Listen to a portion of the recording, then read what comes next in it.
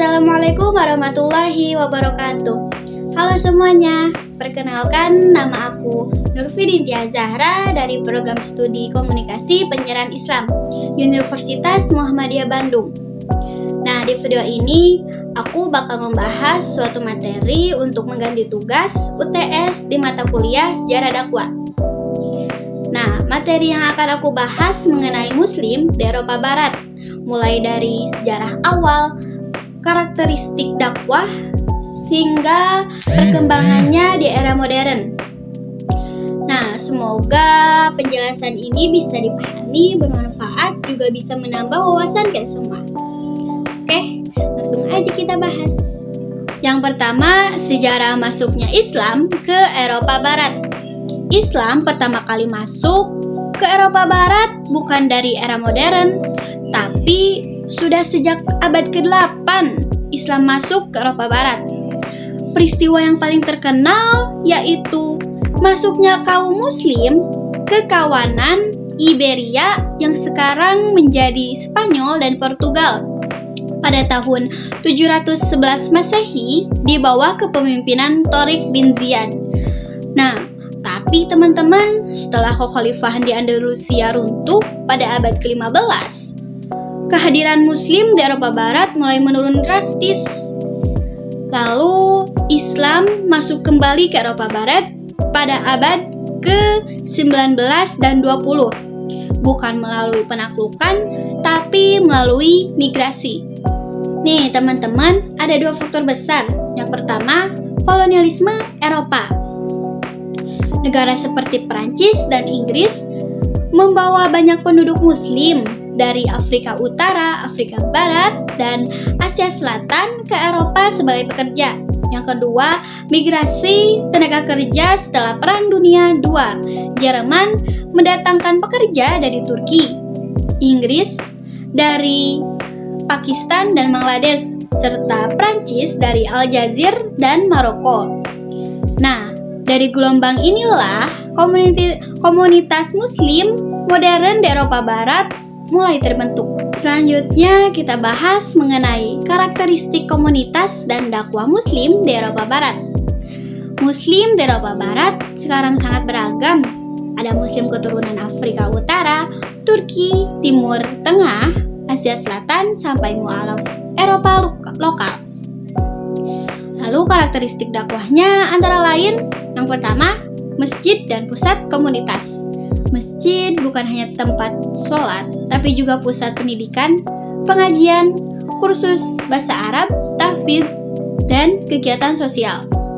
Yang kedua, ada organisasi Islam di Eropa Barat. Di Eropa Barat, banyak sekali organisasi Islam yang berperan penting dalam mengatur kegiatan dakwah, masjid, dan komunitas Muslim. Contohnya, yang ke-1 ada Muslim Council of Britain di Inggris. Nah, apa itu? Itu adalah organisasi Muslim terbesar di Inggris. Mereka mengurus dialog dengan pemerintah, mengatur kegiatan di masjid, pendidikan, dan mewakili suara umat Islam di negara itu. Contoh yang kedua, ada CFCM di Prancis. Mereka adalah Dewan Muslim Prancis. Tugasnya yaitu mengatur urusan keagamaan Muslim di Prancis, seperti izin masjid, kegiatan Ramadan, dan hubungan antara pemerintah dan komunitas Muslim. Yang ketiga, ada DITIB di Jerman. DITIB adalah organisasi Islam terbesar di Jerman, khususnya untuk komunitas Muslim keturunan Turki. Mereka mengurus masjid, pengajian, kegiatan sosial, dan program dakwah di sana. Lanjut, yang ketiga, ada dakwah melalui pendidikan. Banyak sekolah Islam, madrasah akhir pekan, dan kegiatan remaja. Yang keempat, media dakwah digital. Dakwah Eropa Barat juga berkembang lewat YouTube, podcast, acara TV Islam, dan media sosial yang dikelola komunitas Muslim. Nah, yang keempat nih, masuk yang keempat, yaitu perkembangan dakwah Islam modern. Nah, sejak awal 2000-an, dakwah Islam berkembang pesat di Eropa Barat. Nih, ada beberapa faktor. Pertumbuhan jumlah Muslim menjadi salah satu minoritas terbesar di Eropa Barat. Di Perancis, jumlah Muslim diperkirakan 5-6 juta. Di Jerman, sekitar 4-5 juta.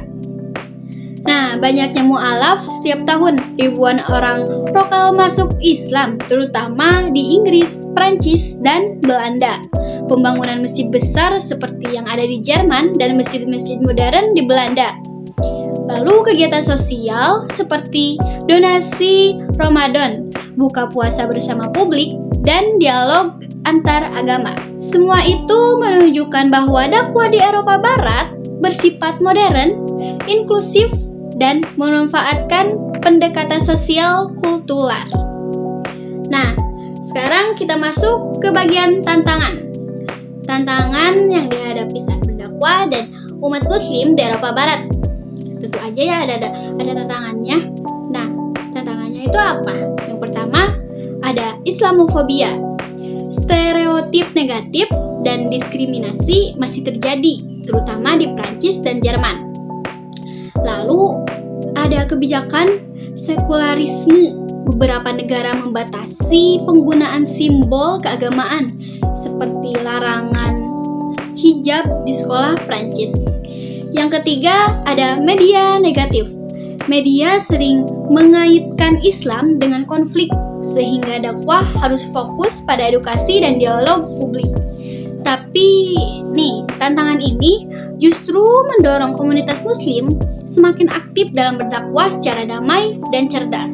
Yang terakhir, mengenai perkembangan positif dan masa depan muslim Eropa Barat. Meskipun menghadapi rintangan, tantangan, perkembangan muslim di Eropa Barat tetap positif. Wah, bagus. Semakin banyak masjid modern yang legal dan resmi. Lalu ada partisipasi muslim dalam pendidikan dan politik meningkat. Nah, generasi muda muslim juga menjadi lebih aktif di media, akademik, dan komunitas. Lalu ada muncul gerakan mu'alaf yang semakin besar. Nah, itu semua menunjukkan bahwa kehadiran Islam di Eropa Barat semakin kuat dan berkontribusi pada kehidupan sosial masyarakat. Nah, teman-teman, demikian pembahasan mengenai sejarah, karakteristik, dan perkembangan Islam di Eropa Barat. Semoga video ini memberikan gambaran yang jelas tentang dinamika Islam di wilayah tersebut. Aku mengucapkan mohon maaf apabila banyak sekali kesalahan yang terjadi dalam video tersebut.